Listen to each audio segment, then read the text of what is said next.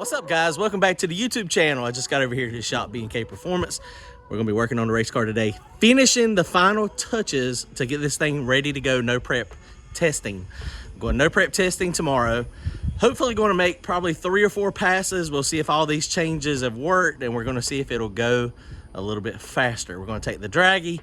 We're gonna be at the top of the track, so hopefully it'll be similar conditions to what we'll be doing at Rockingham next weekend. So if you guys have not made plans, first round next Friday at 6 o'clock is when the drivers meeting is. This is a little different than what they did last year. The last few races, they've had big tire, stick shift, and like a street tire, but they're expecting 200 cars, $100,000 payday. $100,000. That's a huge total purse. I'm hoping that we can make it down, hopefully to at least 4 cars, maybe even get to the finals. We haven't done that. We've made it a couple times to the semifinals, split the purse up okay, but it wasn't a real big split.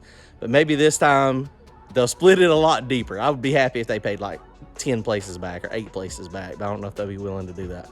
But we're working on the car today, going to get it ready. Don't forget to go to turbojohnracing.com to grab yourself some merchandise. We still got the free flip coin giveaway. It doesn't cost anything to enter. All you got to do is do some things, share some videos, watch some videos, and try to help grow the channel. Appreciate it, guys. So you can see we just got over here, and they've already got the back tires off. Brian's getting those tires that were on mine. We didn't make many passes with them before. I'm going to get his Pro Bracket radials. I don't know if we're going to put them on Randy's at some point or not. Probably so, but we'll have them as well. I like the Pro Bracket radials. His car is just currently not set up for it. You can see these are my handy dandy little adjustable lower brackets. You can see them really good. These are back brakes off of a Thunderbird or SVO. Oh, that's a little bit loose. I need to adjust the anti-rattle clips. That's all those are. But this thing is, man, it's a workhorse. Factory tubs. It is not mini tubbed. Add to the bone QA1 mod series shocks. Those things are awesome. It's a good working car, guys. That's why we decided not to take it apart now. And you know, it is what it is. It's fun. We're having a good time. And that's all that matters. So we'll see how this works. All right, let's go get the Hoosiers on it real fast. All right, guys, so they already got my tires off. So I'm about to put the Hoosiers back on it. Now something, I don't remember if we talked about it last time or not. There's a couple things that I like to do to the tires. I always mark them, just which ones are on the inside. And then that way, because these things start feathering, and you can see the way they start peeling the rubber off. And so if you've got one on opposite from the other one, then it's not going to be a real good thing, in my opinion. Might not be that big a deal, but could be. So these are the Hoosiers.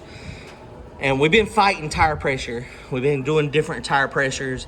And you can see on the outside edges, it's balling up a little bit more than in the middle. And so what that looks like to me, and something that we have been fighting, and you see the natural tendency of the tire, this has got no air pressure in it. So you have to put air pressure in it to make it flat. And so one of the things we were doing, we run tubes, and I put baby powder in here to make sure that the tubes don't stick.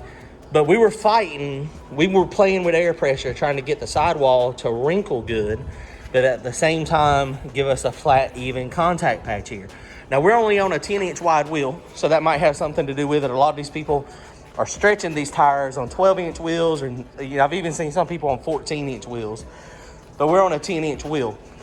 So we always run a tube. And so I was thinking the other day, I was just riding, cruising, and that's where I do my best thinking. Clearly, I'm thinking about drag racing all the time. So let's think about what a tube does. This is a DO6 tire, which means it's a soft sidewall and it's a soft compound.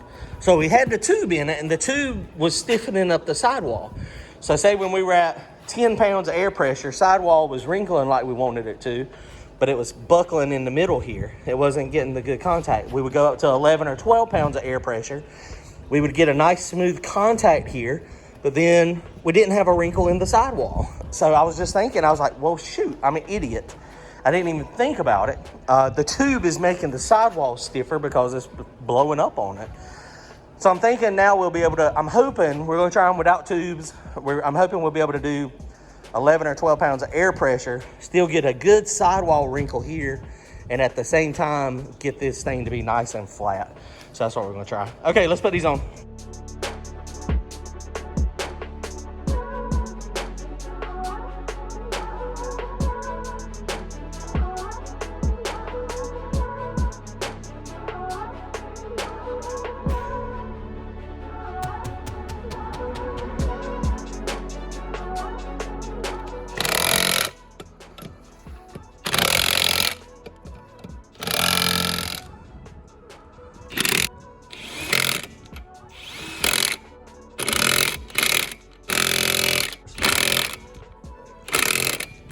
Good job, sir.